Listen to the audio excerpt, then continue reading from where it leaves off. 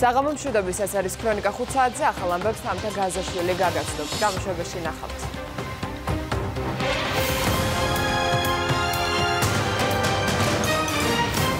რა შეიძლება გამხდარიყო 62 წლის ქალის მკვლელობის მოტივი? თემქაზე მოკლული ქალის მეუღლე გამოკითხვაზე იმყოფება.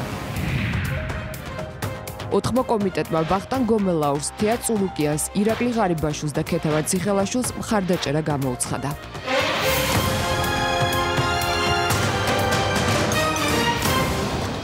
თემქაზე მოხდარ მკვლელობასთან დაკავშირებით 62 წლის ქალის ქმრის და შვილის გამოკითხვა ამ დრომდე გრძელდება. სიმა მირზოევას ცხედარი დღეს იპოვეს. სავარაუდოდ ქალის მოკვლის შემდეგ კვალის დაფარვის მიზნით მის საცხოვრებელ სახლში ცეცხლი გააჩინეს.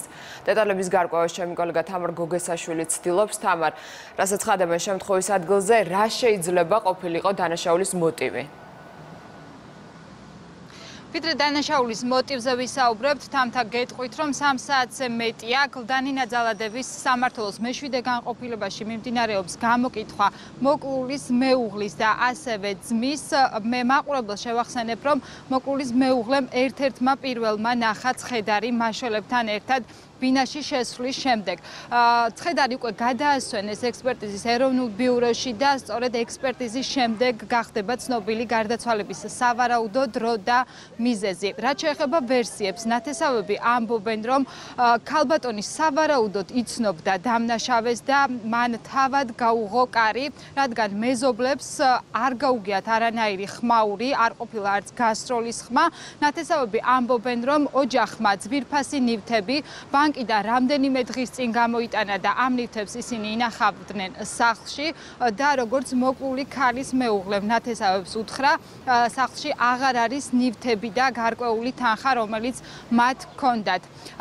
ვერსია არის ეს, რაზეც ნათესავები საუბრობენ და სავარაუდოდ ეს არის ის ერთ-ერთი ვერსია, რაზეც გამოძიება ამ დროისთვის მუშაობს. 10 საათი იყო, ხო და არა იყო ტელეფონი. მე დედა იმისი აქ ცხოვრ ჩალოგვინებულია. მეთქი შეიძლება დედასანაა წასული. დაურეკე დედას, დედამ თქვა, არა, ჩემთან არ მოსულა, ეტყობა მაღაზიებშია წასულიო. ხო და 1 საათი გავიდა, გავიგე ეს ამბავი. ქმარი მიდის 8 საათი და მარტო რჩება სახლში. თავში და ისაქნა ტაბურეტკა დაურყა და მოკლესო. მარმანახა, მარმანახა. რა არის წაღებული, რა წაიღეს, არ წაიღეს, არ ვიცი. ბევრი ოქროზია საუბარი, რაოდენობა. ნო, ბანკში იყო გამოიტანა და რა ვიცი, მაგის მერე მოხდა ეს. თავში ჩაუწყია. წაღებული არა მე, ანუ ყაჩაღობის მიზნით. თანხა არის წაღებული და არ ვიცი, ყველაფერი წაუღიეთ, რა წაუღიეთ, ჩვენ თვითონ არ ვიცი. ბოლი გამოდიოდა ხანძარიო, დაურეკეს მეუღლეს, ზურა მოდი შენ სახლიდან ხანძარია. მოდიან და უყურებენ აი ესეთი ამბავი. ცხედარი მაშველებმა და მოკვლის მეუღლემ აღმოაჩინეს თემქაზე ზღვის დასახლების მე-11 მიკრორაიონში. მეზობლებმა შენიშნეს კვამლი მე-6 სართულზე, რის შემდეგაც 112-ს დაუკავშირდნენ. გამოკითხვაზე იმყოფებოდა ქალბატონი, რომელმაც შენიშნა კვამლი და დაუკავშირდა სამაშველო სამსახურს და მან უკვე მიაწოდა ინფორმაცია გამოძიებას. შინაგან საქმეთა სამინისტრომ გამოძიება დაიწყო 100 მუხლით, რაც განზრახ მკვლელობას გულისხმობს. ამ დროისთვის ინტენსიური საგამოძიებო მოქმედებები მიმდინარეობს, ადგილზე რჩებიან ექსპერტ კრიმინალისტები. როგორც უკვე გითხარით, მეშვიდე განყოფილებაში გამოკითხვაზე იმყოფებიან ოჯახის წევრები, ნათესავები, მეზობლები, ვისაც შეიძლება რაიმე ინფორმაცია ჰქონდეს მომხდართან დაკავშირებით და ასევე მუშავდება ის ვერსიები, რა შეიძლებოდა გამხდარიყო 62 წლის ქალის მკვლელობის მიზეზი. მადლობა თამარ გოგესაშვილი საუბრობდა პირდაპირ ეთერში. სხვა სიახლეები. ირაკლი ღარიბაშვილს, ვახტანგ გომელაურს, თეა წულუკიანს და ქეთევან ციხელაშვილს 4 კომიტეტმა მხარი დაუჭირა. კენჭისყრამდე 4 უწყების ხელმძღვანელობის კანდიდატებს თითქმის 5 საათის განმავლობაში უსმენდნენ. სხდომათა დარბაზიდან გამოსვლის შემდეგ მათ დეპუტატებთან შეხვედრის მთავარი აქცენტები მედიასთან შეაჯამეს. განცხადებებს ნათია სონღულაშვილი გაგვაცნობს. ნათია, პირდაპირ ეთერში ხარ. Ministrobis კანდიდატები კმაყოფილები არიან დღევანდელი სხდომით მათ თქვეს რომ დეპუტატებმა დასვეს ყველა ის კითხვა რომელიც აქტუალური არის საზოგადოებაში ასევე განაცხადეს რომ ამ კითხვებზე უპასუხეს ამომწურავად ჟურნალისტებთანაც ministrobis კანდიდატებმა ისაუბრეს იმ გეგმებზე რომლის განხორციელებასაც გეგმავენ სამომავლოდ იყო საინტერესო კითხვები, იყო რა თქმა უნდა ცოტა არასწორ ფორმატში დასმული კითხვები, თუმცა ჩვენ ამიტომ შევეცადე რომ ამწურავად გამეცა პასუხები, შეიძლება ყველასთან ამწურავად პასუხი ვერ გავეცი, იქიდან გამომდინარე შინაგან საქმეთა სამინისტროში მე 4 წელია წამოსული ვარ სამინისტროდან, შინაგან საქმეთა სამინისტროდან და ბევრი რაღაც შეიცვალა, ბევრი ნაბიჯები გადაიდგა ადამიანის უფლებების დაცვის კუთხით, ასევე სხვადასხვა რეფორმები, სხვადასხვა დეპარტამენტებში. მინისტრობის კანდიდატებს ირჩევს საპარლამენტო რესპუბლიკაში პარტია და მათი გადაწყვეტილებების შესაბამისად მეც და ჩემი კოლეგებიც, რომლებიც ჩემთან ერთად კომიტეტის ხდომაზე იყვნენ, ვამბობთ ერთი და იმავეს, რომ როდესაც არსებობს პარტიის გადაწყვეტილება, ამ გადაწყვეტილების საფუძველზე ეს თვის კანდიდატი წარდგება და ცდილობს ნდობა მოიპოვოს პარლამენტის წინაშე. ეს არის კლასიკური საპარლამენტო მეთოდი. ძალიან მნიშვნელოვანია პირველი მშვიდობის დაცვა და უზრუნველყოფა, თუნდაც ეს პირობითი იყოს ოკუპაციის პირობებში, იმიტომ რომ ცხადია, როდესაც პროვოკაციები ხდება, ჩვენ ვერ ვისაუბრებთ გრადშვიდობაზე, მაგრამ დეესკალაცია, პროვოკაციების განეიტრალება ჩვენი მოსახლეობის უსაფრთხოებისთვის პირველ რიგში არის სასიცოცხლო მნიშვნელოვანი და ქვეყნის განვითარებისთვისაც, რა თქმა უნდა. ჩვენი გზა კონფლიქტის მოგვარების არის ცალსახადშვიდობიანი, ჩვენი მთავარი პრიორიტეტი იქნება ადამიანებზე ზრუნვა. იმ ადამიანებზე ზრუნვა, რომელზეც ყოველდღიურად გადადის კონფლიქტის და ოკუპაციის წნეხი. კმაყოფილები არიან დეპუტატებიც, საპარლამენტო უმრავლესობის წარმომადგენლებმა ყურადღება გაამახვილეს მინისტრობის კანდიდატების გამოსვლაზე და თქვეს, რომ ყველა კანდიდატს აქვს ის გეგმა და ყველა რეფორმა, რომელიც დღეს იყო წარმოდგენილი, ქვეყნის განვითარებისთვის არის მნიშვნელოვანი.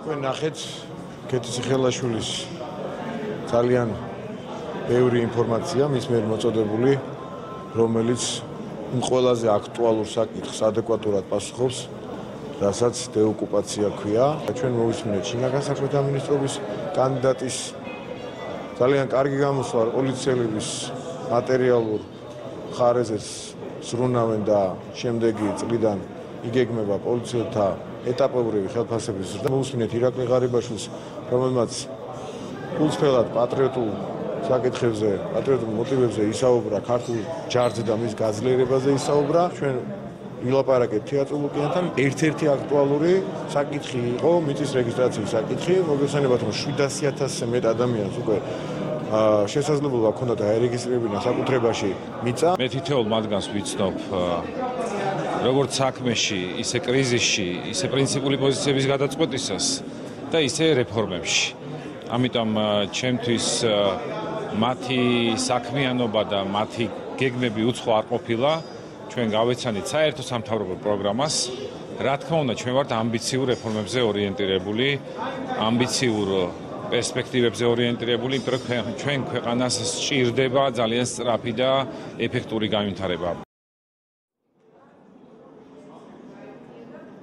ხვალიდან უკვე დაგეგმილია პოლიტიკურ ჯგუფებთან შეხვედრა, თუმცა შესაძლებელია გრაფიკის შეიცვალოს. ეს დამოკიდებული არის ევროპული საქართველოსა და ნაციონალური მოძრაობის წარმომადგენლების გადაწყვეტილებაზე, რადგან ხვალ სწორედ მათთან არის დაგეგმილი შეხვედრა. მადლობა ნათია სონღულაშვილი საუბრობდა პირდაპირ ეთერში. გრძნობს თუ არა ვახტანგ გომელაური თემრლან მაჩალიკაშვილის სახლში ჩატარებულ სპეცოპერაციაზე პასუხისგებლობას. ამ კითხვაში შინაგან საქმეთა მინისტრობის კანდიდატმა კითხვით უპასუხა და აღნიშნა, რომ ოპერაციის დროს სამართალდამცველი თავად იღებს ღირსერ გადაწყვეტილებას, რომელზე პასუხისგებლობასაც ისევ თვითონ იღებს და არა მისი მინისტრი.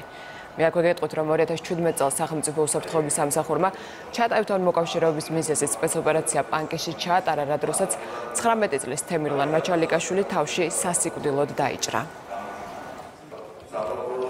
რაც მოხდა იქნებ, ამას პროკურატურა იზიებს. მას ჰქონდა ხელყუმბა არა, არ ჰქონდა ხელყუმბა არა, უნდა აეფეთქებინა.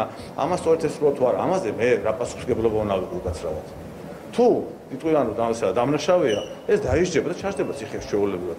მე რატომ უნდა ვიღო პასუხისგებლობა? მე როცა ვარ პატრულის თანამშრომელი, იქ პრეზიდენტის ზადვის თანამშრომელი, მაქვს იარაღი. იქ მე არ ვეკითხები არც მინის, არც ჩემ ხელმძღვანელს, შევდივარ მე ოთახში ტერორისტი იქნება ეს თუ კრიმინალი იქნება. როგორ უნდა გამევიდ, მაქვს ჩემი კანონი და უნდა გამომოვიყენო იარაღი. ვესროლოთ ვაროსრო მე უწყვეტავ. იქ ჩემი თავის მინისტრის მე ვარ, როცა შევდივარ ეს ოპერაციაზე. ჩემი დეპარტამენტის ხელმძღვანელი და ყველაფერი. მე რო გავისვრი, მე უნდა ვაკო პასუხი მე პროგრამა სასამართლოსთან და არა ჩემმა მინისტრმა, ჩემმა დეპარტამენტის უფროსმა. 20 პროცესები უზენაესი სასამართლოს მოსამართლეობის კანდიდატები და პანკისის ხეობის სპეცოპერაცია პარლამენტის ხტომათა დარბაზში დეპუტატთა კითხვები ბოლო დროის სხვა მნიშვნელოვან მოვლენებსაც შეეხო.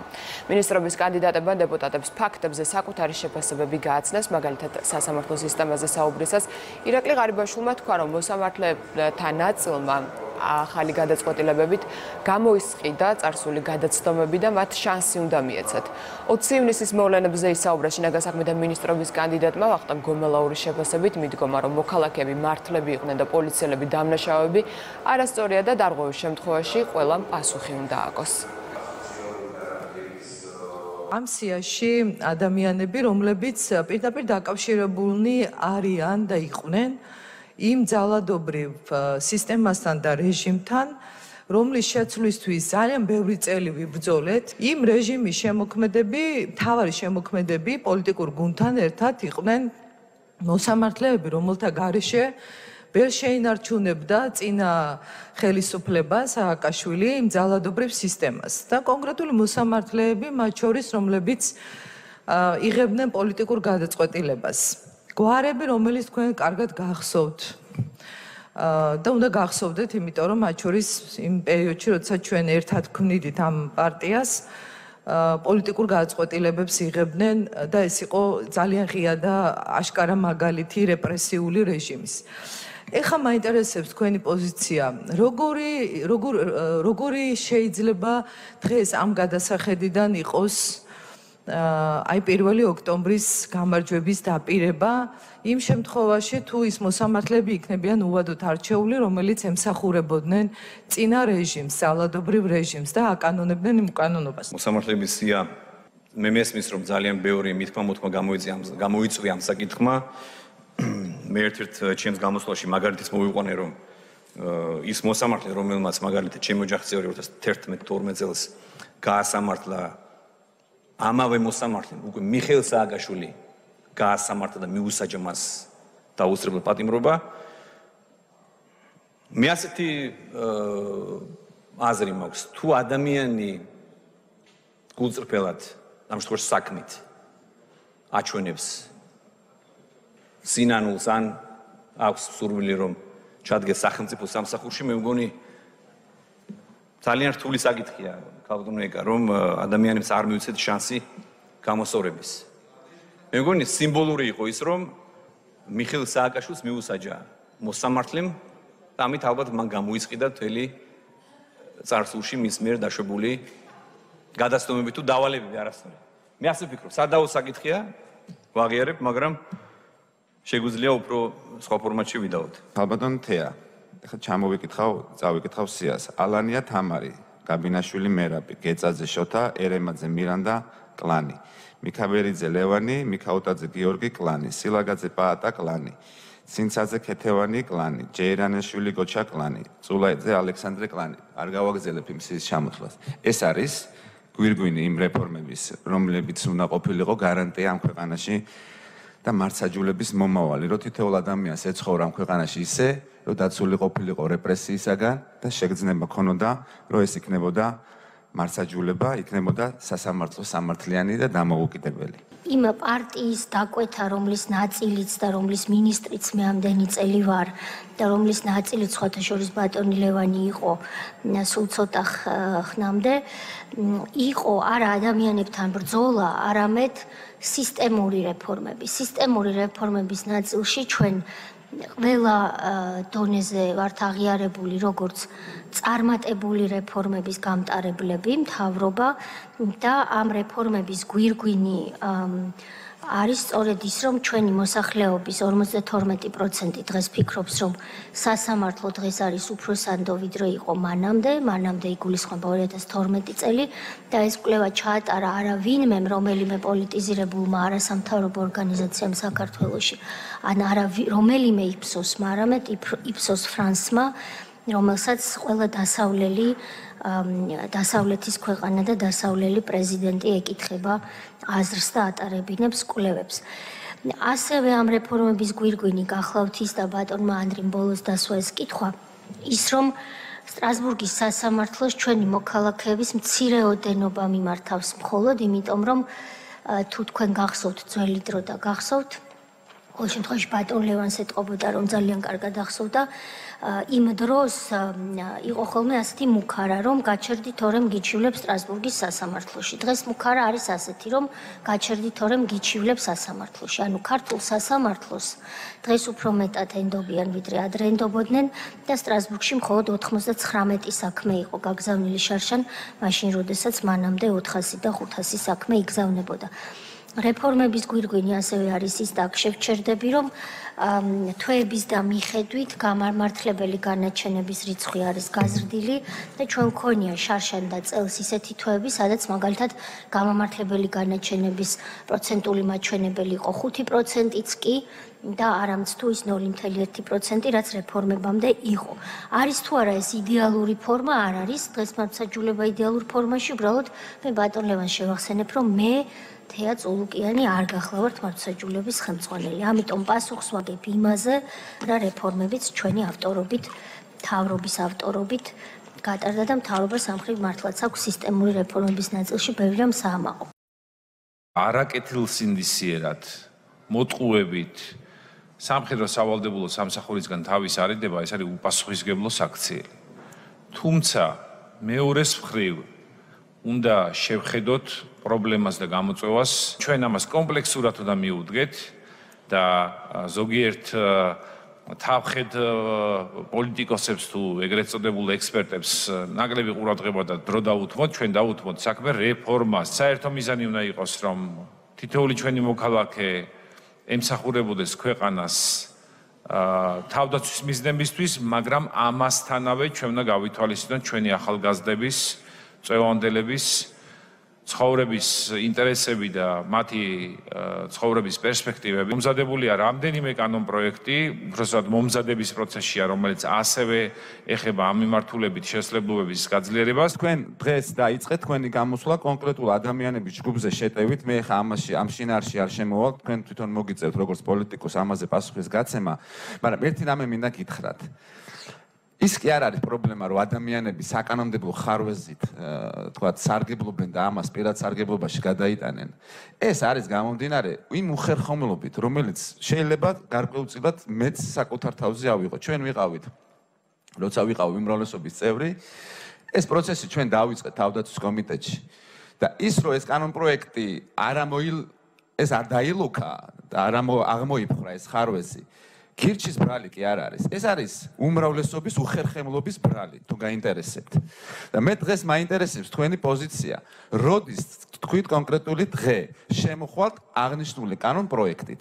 აი კონკრეტული თარიღი თქვი. ეს იქნება თქვენი ინიციატივა თუ თავდაცვის კომიტეტში არსებული კანონპროექტს თვითონ თავდაცვის კომიტეტი დაიწყებს ამის რეალიზებას. საკუთარ თვალში დირექტი უნდა დავიწყოთ.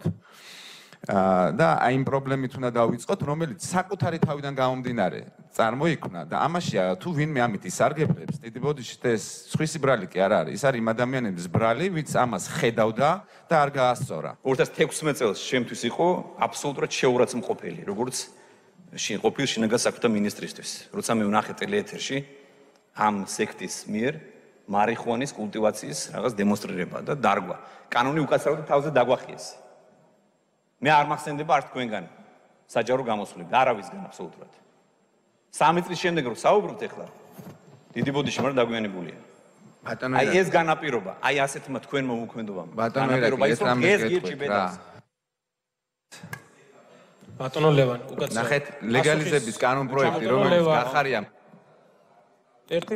ერთი წუთით, ბატონო ლევანი. ინტერაქციის რეჟიმში არ ვართ. ბატონო ლევანი. ბატონ ირაკლი პასუხობს, ამიტომ კოლეგებო გთხოვთ. აქედან გამომდინარე, ცოტა უხერხულია მეგონი თქვენგან საუბარი ამ თემაზე. თუმცა არ არის დაგვიანებული, შეგვიძლია ახაც ერთად ვიმუშაოთ და ჩაერთეთ თქვენს ამ ახალი ასე ვთქვათ საკითხების მოგვარებაში. ზოგადად მე მინდა კიდევ ერთხელ შევეხო, მე აღარ მინდა ახლა უბრალოდ იმ უკაცრავად და უღირსი ადამიანების შეურაცხყოფებს უპასუხო, გამოგვეხმაურნენ როგორც ნახეთ სექტის წარმომადგენლები. 20 ივნისმა ჩვენი ქვეყანა დააყენა ძალიან სერიოზული საფრთხის წინაშე.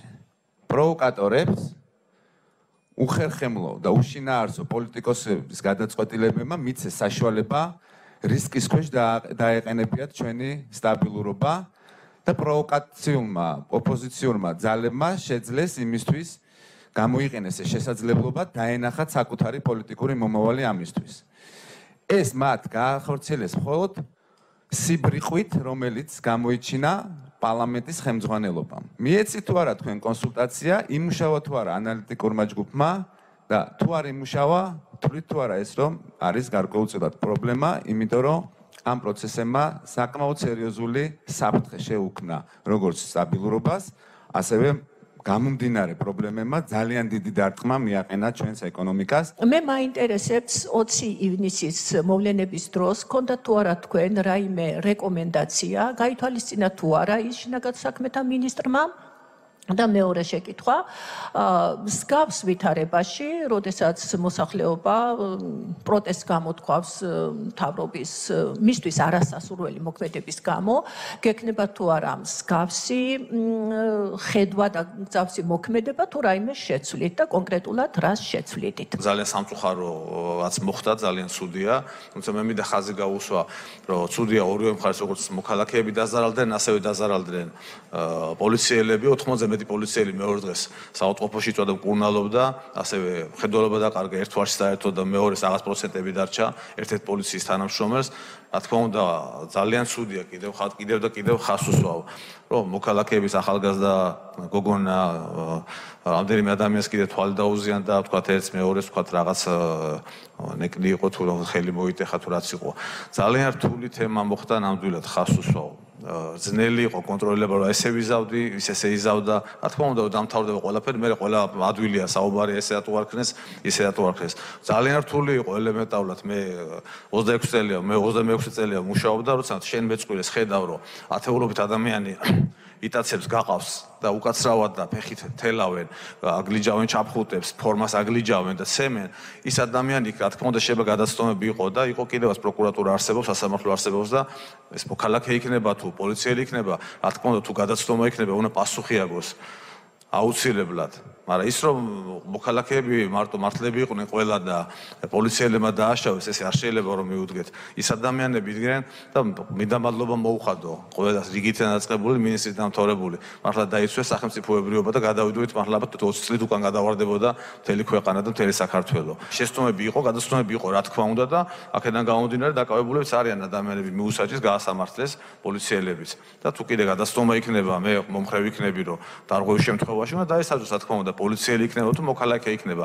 ოღონდ არა ისე რომ მარტო ყოველთვის პოლიციელია მტყუანი და მოქალაქე სამოქალაქო პირია მართალი. ჰააგაში და სტრასბურგში მიმდინარე პროცესებს, ევროპულ სასამართლოებში მიმდინარე პროცესებს, რომლებიც დაკავშირებულია 2008 წლის ომთან და სადაც პოზიციონერობას ახორციელებს იუსტიციის სამინისტრო. ხშირია, ძალიან ხშირია იმის მცდელობა, ქალბატონო თეა, რომ ჩვენმა მოწინააღმდეგემ პოლიტიკურმა ეს ყველაფერი გამოიყენოს და ისეთი შეფასებები მიცეს, რომელიც რეალურად არ შეესაბამება რეალობას.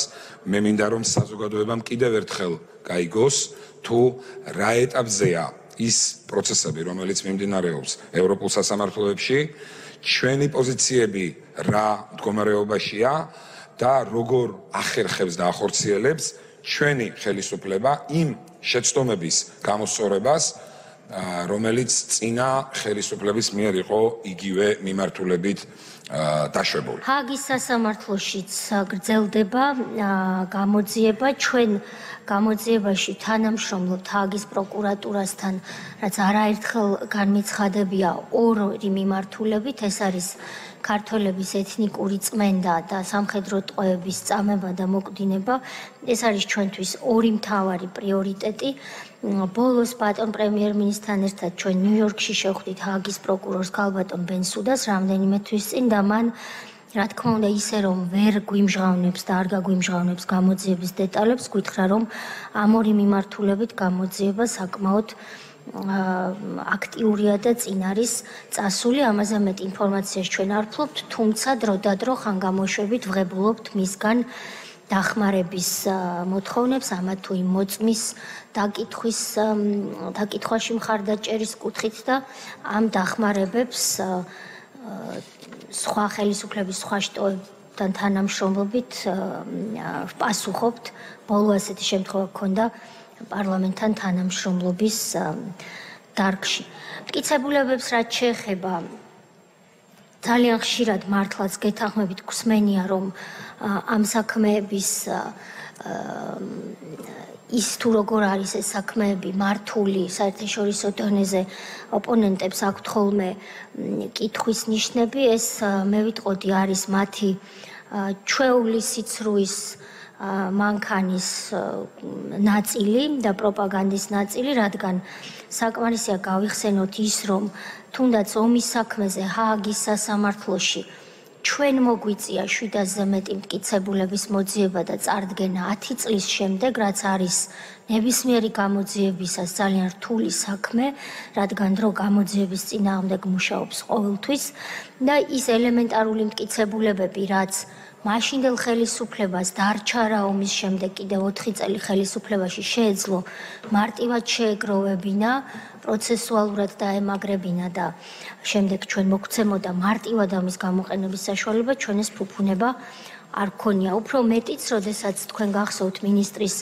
საათის დროს მე ამაზე დეტალურად ვისაუბრე, ჩვენ ისიც კი მოგვიწია, რომ ჩვენ სტრატეგიულ პარტნიორთან 10 წლის მერე განგვეახლებინა დაგვეწყო მოლაპარაკებები და განგვეახლებინა საუბარი იმაზე, რომ ომის დღეებში საქართველოდან გატანილი ისკანდერი დაგვებრუნებინა, ეს არის ის ისკანდერი, რომელიც 12 აგვისტოს გორში ჩამოვარდა და ჩვენ ვეძებდით სად იყო ის, რომ არა სუსის და სხვა უწყებების ძალიან ნაყოფიერი თანამშრომლობა იუსტიციის სამინისტროსთან, მათ შორის ყოფილი რიგითი თანამშრომლების, ვისაც ინსტიტუციური მეხსიერება აქვს, რა თქმა უნდა, ჩვენ იმასაც კი ვერ გავიგებდით, იმიტომ რომ ელემენტარულად მიღება ჩაბარების აქტიც არ იყო გაფორმებული ტერიტორიიდან ამის გატანისას.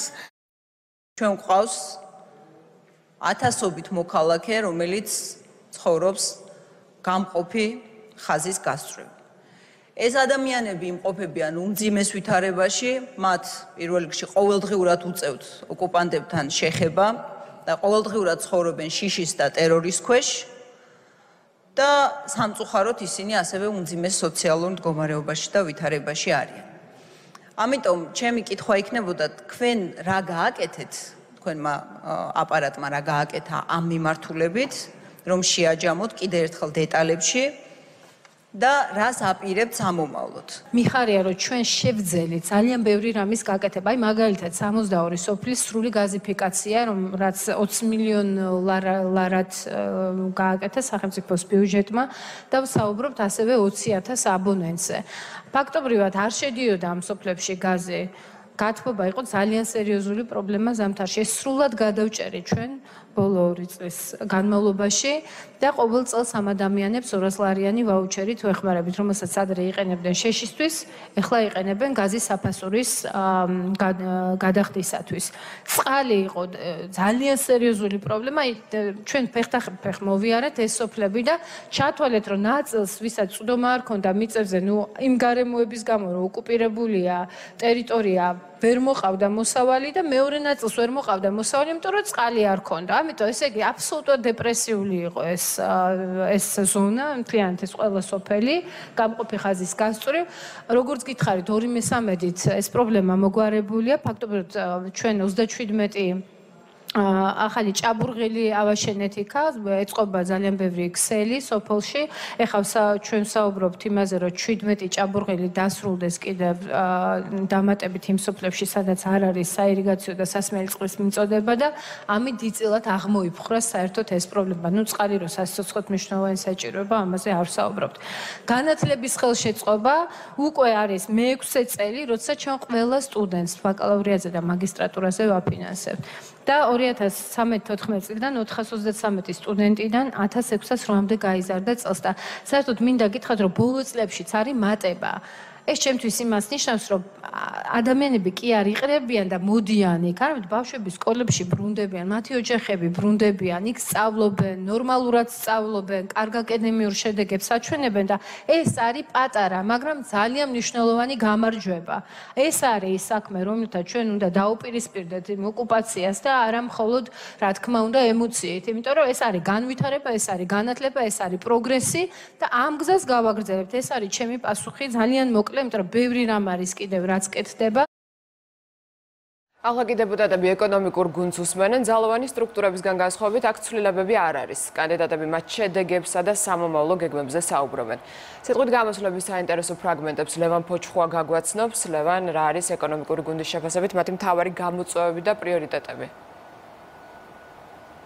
ეკონომიკის მინისტრობის კანდიდატი ნათია თურნავა იყო ეკონომიკური გუნდიდან პირველი, რომელსაც მოусმინეს დღეს დეპუტატებმა. ქვეყნის ეკონომიკური მაჩვენებლები მიმოიხილა ნათია თურნავამ. აღნიშნა, რომ 2017 წლის შემდეგ ქვეყანა განვითარების 5%-იან ნიშნულს ინარჩუნებს. ქვეყნის იმპორტი არის გაზრდილი 12.4%-ით და გადააჭარბა 2 მილიარდს და რა თქმა უნდა, ტურიზმი, როგორც ნათია თურნავა აღნიშნავს, იყო მოლოდინი იმის, რომ ტურიზმის სექტორში უნდა ყოფილიყო 20%-იანი ზრდა, თუმცა 20-21 ივნისის მოვლენება ეს პროცესი შეაფერხა და საბოლოო ჯამში მხოლოდ 2%-იანი ზრდა დაფიქსირდა. 20-21 ივნისის განვითარებულმა მოვლენებმა მოგეხსენებათ, რომლებიც ინსპირირებული იყო რევანშისტულად განწყობილი უპასუხისმგებლო პოლიტიკური ძალების მიერ, რადიკალურად შეცვალეს პირველ რიგში ტურიზმის აღმავალი ტენდენცია და უკვე ივლისის თვეში ჩვენ სამწუხაროდ მოგვიწია კონსტატაცია იმ ფაქტის, რომ თითქმის 60 მილიონი დოლარის შემოსავალი დაკარგა საქართველომ, დაკარგა მცირე ბიზნესმა, დაკარგა ჩვენმა ოჯახებმა, მცირე სასტუმროებმა და ეს ძალიან დიდი გამოწვევაა, რომელსაც ჩვენ ეხლა უმკლავდებით. მთლიანობაში სტატისტიკაში ასახული უკვე 7 თვის ტურიზმის ზრდის მაჩვენებლები რადიკალურად შემცირდა და სულ 2%-ით გაიზარდა. ნაცვლად იმ მოლოდინისა, რაც ჩვენ მქონდა 20%-ზე უფრო მაღალი ზრდის. ამის შემდეგ უკვე გარემოს დაცვის და სოფლის მეურნეობის მინისტრობის კანდიდატს მოусმინეს. ლევან დავითაშვილმა ისაუბრა იმ ინფრასტრუქტურულ პროექტებზე, რომელსაც სამინისტრო ახორციელებს, მაგალითად დაცული ტერიტორიების ინფრასტრუქტურა, სადაც გაზრდილი არის ვიზიტორთა რაოდენობა და ეს გამოისახება ციფრებში და საბოლოო ჯამში შეადგენს 8%-ს და ასევე ისაუბრა ქართული პროდუქციის გაზრდილ ექსპორტზე და როგორც მინისტრობის კანდიდატმა აღნიშნა, ევროპულ ბაზარზე სულ უფრო მეტი ქართული პროდუქცია ჩნდება. ძალიან ბევრი ინფრასტრუქტურული პროექტი დონორების დაფინანსებით თუ სახელმწიფო ბიუჯეტიდან გამოყოფილი სახსრებით შექმნით დაცულ ტერიტორიებზე. ამან შექმნა გაზრდილი ნაკადი ტურისტების და მიუხედავად იმისა, რომ ჩვენ გქონდა საკმაოდ უპასუხისმგებლო პოლიტიკის შედეგად შემცირება ტურისტების დაცულ ტერიტორიებში, ჩვენ გქონდა მაინც ზრდა წინა წლის 8 თვის მონაცემებთან 8%, თუმცა დაგეგმილი იყო დაახლოებით 20%-იანი ზრდა და შემოსავლები გაიზარდა დაახლოებით 30%-ით. ჩვენი სოფლის მეურნეობის განვითარების სტრატეგია არის ასახავს პროგრამის ძირითად მიმართულებებს. ის თანხვედრაშია იმ ეკონომიკურ პოლიტიკასთან, რომელსაც ჩემ კოლეგას ჰქონდა საუბარი, ეს არის საუბარი მეტი ქართული პროდუქციის შექმნასა და წარმოებაზე, თვითუზრუნველყოფის დონის ამაღლებაზე და ექსპორტის პოტენციალის გამოყენებაზე. ჩვენ ვხედავთ დახლებზე სულ უფრო მეტ ახალ ქართულ ბრენდს და პროდუქტს, ეს არის რეალობა, რომელიც ყველამ შეიძლება ვნახოთ. ამავე დროს ამას ადასტურებს რიცხვები, როდესაც ჩვენი სავაჭრო ბალანსი, საგარეო სავაჭრო ბალანსი წლიდან წლამდე მცირდება. 2019 წელს ინფრასტრუქტურული პროექტებისთვის გამოყოფილი თანხა უპრეცედენტო დიდია. სამინისტროს არასოდეს არ ქონია 2 მილიარდი ლარი იმ ინფრასტრუქტურული პროექტებისთვის, რომელსაც ჩვენ ვახორციელებთ. ეს დაახლოებით 420 მილიონი ლარით მეტია, ვიდრე წინა წელს თითქმის მესამედით. 2019 წლის 1 სექტემბრის მდგომარეობით ჩვენ უკვე დავაფინანსეთ 964 მილიონი ლარის ღირებულების სამუშაოები, რაც 54%-ით მეტია იგივე პერიოდთან, შარშანდელ პერიოდთან შედარებით, ან 327 მილიონი ლარით მეტი. ამ ღირებულების მეტი პროექტი უკვე განხორციელდა, ვიდრე ჩვენ ეს გქონდა შარშა. საგზაო ინფრასტრუქტურის ნაწილში ჩვენი სამინისტროს ბიუჯეტის 65% საგზაო ინფრასტრუქტურაზე მოდის. ამ ეტაპზე საავტომობილო გზების დეპარტამენტი ახორციელებს დაახლოებით 4,5 მილიარდი ლარის ღირებულების საგზაო სამუშაოებს 254 პროექტს, საიდანაც 3,7 მილიარდი ლარის ღირებულების სამუშაოები ფინანსდება საერთაშორისო საფინანსო ინსტიტუტების მიერ. როგორც ცნობილი არის, ევროპული საქართველო და ნაციონალური მოძრაობა არ ესწრებიან მინისტრობის კანდიდატების მოსმენას, თუმცა არა იმიტომ, რომ მათ არ აქვთ კითხვები კანდიდატებთან. ჩვენ ცოტა ხნის წინ გავესაუბრეთ ევროპული საქართველოს ერთ-ერთ წევრს ზურაბ ჭიაბერაშვილს, რომელიც აცხადებს, რომ ქვეყანაში არის ეკონომიკური სიდუხჭირე და ქვეყნის ეკონომიკური გუნდი სულაც არ არის დაინტერესებული მდგომარეობის გამოსასწორებლად. ჩვენ კომიტეტებს არ ვესწრებით იმ პროტესტის ნიშნად, რაც საზოგადოებაში გამოიწვია კახარიას დანიშვნამ და წარდგენამ პრემიერ-მინისტრის პოსტზე, იქიდან გამომდინარე ის არის პასუხისმგებელი ახალგაზრდებისთვის თვალების დათხრაზე. Რა თქმა უნდა, კითხვები საზოგადოებაში ეკონომიკასთან დაკავშირებით არის და ჩვენ ამას მუდმივად ვუმეორებთ ქართულ ოცნებას, რომ ქვეყანაში იზრდება სიღარიბე, არის გაჭირვება, ფასების ზრდა, უმუშევრობა და ეს ყველაფერი გამომდინარეობს სწორედ იმ არასწორი ეკონომიკური პოლიტიკის გამო და ზოგადი სიტუაციის გამო, რასაც ქართული ოცნება 7 წლის განმავლობაში აკეთებს. და სულ ცოტა ხნის წინ უკვე მოусმინეს ფინანსთა მინისტრობის კანდიდატს ივანე მაჭავარიანს და სხდომა ამ წუთებში უკვე კითხვა-პასუხის რეჟიმში გრძელდება. მადლობა პარლამენტიდან ლევან ფოჩხუა საუბრობდა პირდაპირ ეთერში. საოკუპაციო ხაზთან უნგრეთის პრეზიდენტი ჩავა იანოშ ადერს დღეს სალომე ზურაბიშვილმა უმასპინძლა, მან უნგრელ კოლეგას ოკუპირებული რეგიონების შესახებ დეტალური ინფორმაცია მიაწოდა და ყურადღება ჟენევის მოლაპარაკებების გაძლიერებაზე გაამახვილა. თავის მხრივ უნგრეთის პირველმა პირმა ნატოში ინტეგრაციის გზაზე საქართველოსადმი მხარდაჭერა გამოხატა. ჩვენი მთავარი პირველი თემა იყო ოკუპირებული ტერიტორიების სიტუაცია საოკუპაციო ხაზზე, დაძაბული ზაფხული, რომელიც გავიარეთ და აუცილებლობა რომ მივაღწიოთ მშვიდობიან გადაწყვეტას ამ კონფლიქტის. ჩვენ გვჭირდება ჟენევის ფორმატის განახლება, გაძლიერება იმისთვის რომ დაიწყოს პოლიტიკური ისეთი ნამდვილი მოლაპარაკება, რომელიც მიმართული იქნება ამ სიტუაციის გადაწყვეტისკენ და ესკალაციის მოხსნისკენ. ვაფასებთ უნგრეთის მხარდაჭერას საქართველოს ტერიტორიული მთლიანობის საკითხის მიმართ ყველა ფორმატში. ასევე გვიჭერს მხარს უნგრეთი და ამისთვისაც მადლობა გამოვუცხადე ნატოს ინტეგრაციის გზაზე, მონაწილეობს არსებითი პაკეტში და იმედი გვაქვს, რომ ლონდონის სამიტში საქართველოს შეძლებს, რომ იყოს წარმოდგენილი ნატო საქართველოს ფორმატში და ამაშიც უნგრეთის მხარდაჭერა არის ძალიან მნიშვნელოვანი. ჩვენ ასევე განვიხილეთ დღეს ორმხრივი ურთიერთობები, რომელიც ძალიან იზრდება. ვიზერის ფრენები საქართველოს მიმართულებით არის ერთ-ერთი ძალიან სერიოზული ინსტრუმენტი, რომელსაც დაგვეხმარა სწორედ იმ ტურისტულ ბუმში, რომელიც ახასიათებს ბოლო წლებში საქართველოს ეკონომიკას და რომელიც უნდა გაგრძელდეს, გაძლიერდეს. საუბარი იყო ასევე ძალიან სერიოზულ გაცვლებზე სტუდენტების, რომელიც არის უკვე ჩვენ შორის ერთ-ერთი ისეთი სფერო, სადაც წარმატებულად მიმდინარეობს თანამშრომლობა. ჩემთვის დიდი პატივია, რომ ვარ უნგრეთის პირველი პრეზიდენტი, რომელიც საქართველოში ჩამოვიდა ოფიციალური ვიზიტით და ამ განახლებულ შენობაში მაქვს შეხვედრა. უნგრეთი მხარს უჭერს და მომავალშიც გააგრძელებს საქართველოს მხარდაჭერას ნატოში ინტეგრაციის კუთხით. ვიზი არის რამდენიმე წელია დაფრინავს უნგრეთს საქართველოს შორის და ეს მნიშვნელოვანია ტურიზმის განვითარებისთვის. იმედი მაქვს, რომ უნგრეთის მოქალაქეები დაინტერესდებიან ქართული კულტურით, ღვინით, გასტრონომიით და ბევრი ტურისტი ჩამოვა სამოგზაუროდ აქ. უნგრეთს აქვს უზარმაზარი გამოცდილება თერმული წყლების გამოყენების სფეროში და ამ მიმართულებით თანამშრომლობის შემთხვევაში ძალიან კარგ შედეგს შეგვიძლია მივაღწიოთ. კულტურული ურთიერთობებიც ძალიან მნიშვნელოვანია. გუშინ შესაძლებლობა მომეცა ქართული სიმღერისთვის მომესმინა, რამაც დიდი შთაბეჭდილება მოახდინა ჩემზე და შევპირდი ქალბატონ პრეზიდენტს, რომ აუცილებლად მივიწვევთ ქართველებს უნგრულ ფესტივალებზე. რამდენადაც ვიცი, საქართველო აპირებს ჩინეთის დახმარებით ელექტრომანქანების წარმოებას. ერთ დროს უნგრეთი არც ერთ მანქანას არ აწარმოებდა, მაგრამ დღეს ისეთი მსოფლიო ფირმებია წარმოდგენილი, როგორიცაა Suzuki, Mercedes, Opel, Audi და ეს ინოვაციური ელექტრომანქანები არის ძალიან მნიშვნელოვანი ჩვენი ეკონომიკისთვის და მომავლისთვის. გსურს, რომ საქართველოში წარმოებულმა მანქანებმა ტესტირება უნგრეთში გაიარონ.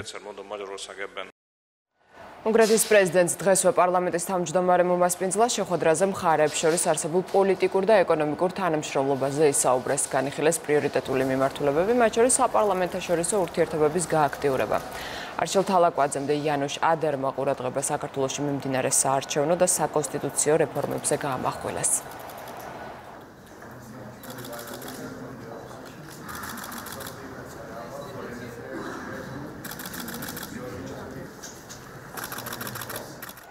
კომუნიკაციების კომისიამ ნიკა გვარამიას მთავარ არხს საერთო მაუწყებლის ავტორიზაცია მიანიჭა, რაც იმას ნიშნავს, რომ 9 სექტემბრიდან არხი მაუწყებლობას მთელი საქართველოს ტერიტორიაზე დაიწყებს.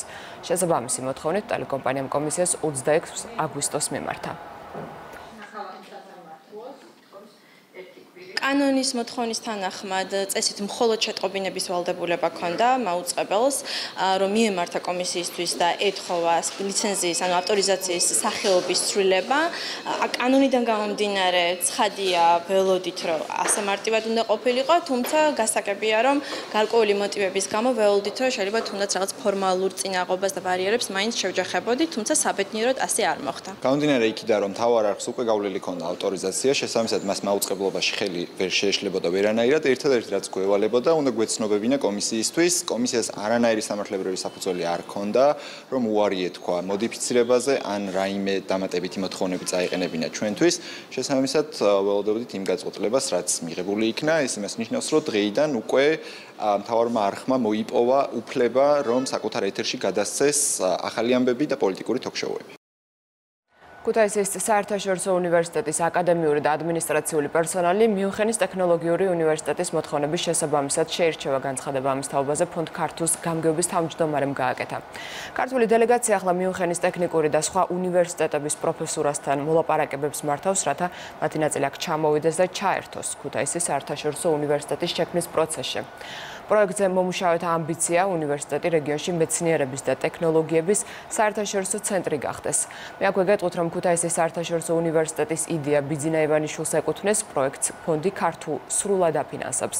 როგორც ამბობენ, კომპლექსი სტუდენტების პირველი ნაკადის მისაღებად 2020 წლისთვის უკვე მზად იქნება. სრული დაფინანსება გარანტირებული არის ფონდის მიერ, როგორც სამუშაო ნაწილში, სამშენებლო ნაწილში, ასევე აკადემიურ ნაწილში. ამჟამად ვიმყოფებით გერმანიაში, კერძოდ მიუნხენში, სადაც მიუნხენის ტექნიკური უნივერსიტეტის და ასევე სხვა უნივერსიტეტების პროფესურასთან ვაწარმოებთ მოლაპარაკებებს.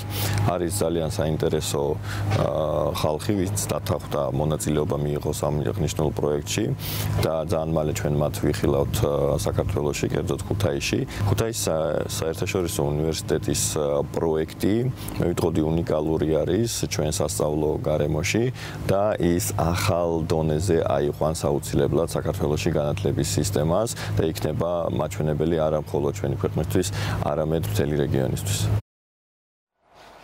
წინადლის ისტორიული მამული კლასიკური მუსიკის ფესტივალს მასპინძლებს კულტურის სამინისტროს ინფორმაციით ფესტივალი 8-დან 22 სექტემბრის ჩათვლით გაიმართება. 15 დღის განმავლობაში სპეციალურად ფესტივალისათვის აშენებულ სივრცეებში 40-მდე საორკესტრო, კამერული და სოლო კონცერტი ჩატარდება. ფესტივალში მონაწილეობას მიიღებენ მსოფლიოში აღიარებული მუსიკოსები, პირველი დღე კი გუსტავ მალერის მეორე სიმფონიით გაიხსნება.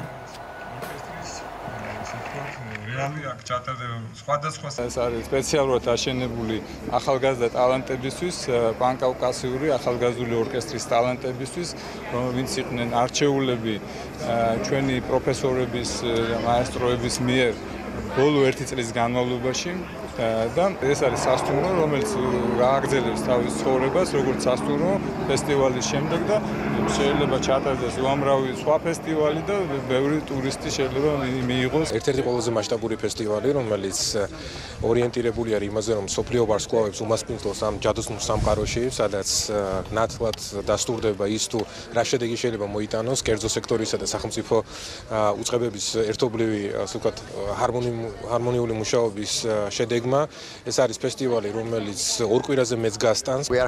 სამი კვირა უკვე აქ ვართ. ვამზადებთ ორკესტრს ფესტივალისთვის. დღეს ისინი შეხვდებიან ცნობილ დირიჟორს, ფესტივალის საპატიო სტუმარს ჯან ანდრია ნოზედას და ერთობლივად მოემზადებიან კონცერტისთვის, რომელიც წინანდლის ფესტივალს გახსნის. დღის სხვა ამბებზე ვისაუბრებთ რეკლამის შემდეგ, ასე რომ დაგველოდეთ.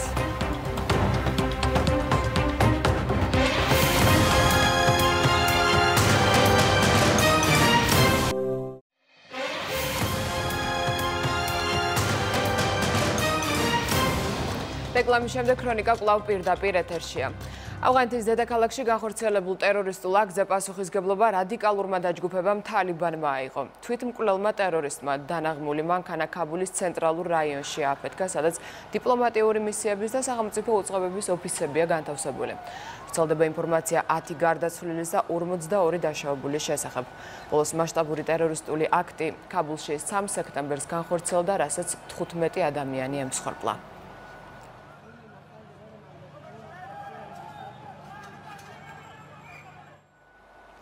ანკარისთვის მიუღებელია სიტუაცია, როდესაც თურქეთსა და სხვა განვითარებად ქვეყნებს ბირთვული ქონებით აღჭურვილი რაკეტების ქონის უფლება არ აქვთ. ამის შესახებ რეჯეფ თაიფ ერდოღანმა ქალაქ სივაში მხარდამჭერებთან შეხვედრისას განაცხადა. მისი თქმით, ქვეყნები, რომლებსაც უკვე აქვთ ბირთვული იარაღი, აქტიურ ზეწოლას ახორციელებენ სხვა ქვეყნებზე, რათა მათ ბირთვული ტექნოლოგიები არ შეიძინონ. ერთ-ერთ მაგალითად მან ისრაელი დაასახელა. Sınırlarımıza yakın yerlerdeki takimatlar ima ediyor. ნიუ-იორკში გაეროს გენერალურ ასამბლეაზე დონალდ ტრამპის შესაძლოა ირანის პრეზიდენტ შეხვდეს. ამის შესახებ შეერთებული შტატების პრეზიდენტმა თეთრ სახლში ჟურნალისტებთან განაცხადა. ყველაფერი შესაძლებელია, მათ სურთ, რომ კონდეთ შესაძლებლობა გადაჭრან პრობლემები, მათ დიდი პრობლემები აქვთ. ჩვენ კი შეგვიძლია მათი მოგვარება 24 საათში აღნიშნა ტრამპმა.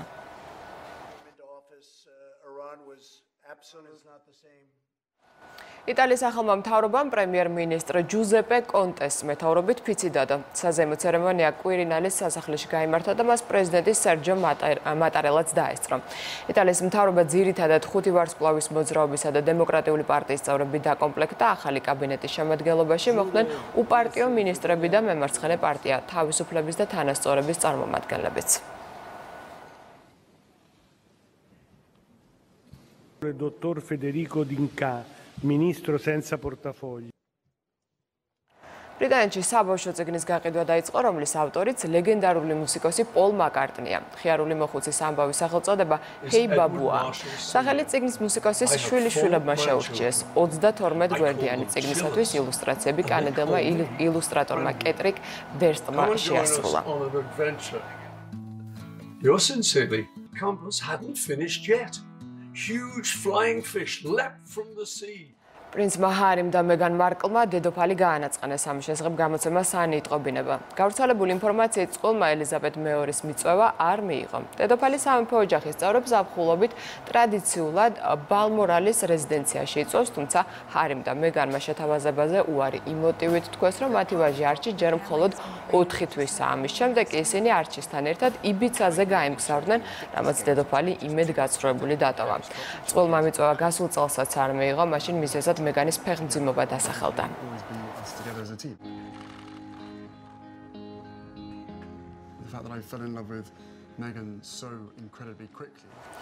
პრინც უილიამის და კეით მიდლტონის ქალიშვილი 4 წლის შარლოტა კი სკოლაში შეიყვანეს. ამის შესახებ კენსინგტონის სასახლე იტყობინება. სწავლა შარლოტამ ტომას ბატერსის სკოლაში დაიწყო, სადაც მისი ძმა ჯორჯი სწავლობს. ბავშვების სკოლაში მშობლებმა მიიყვანეს, რაც საერთაშორისო მედიის ყურადღების ეპიცენტრში მოხვდა.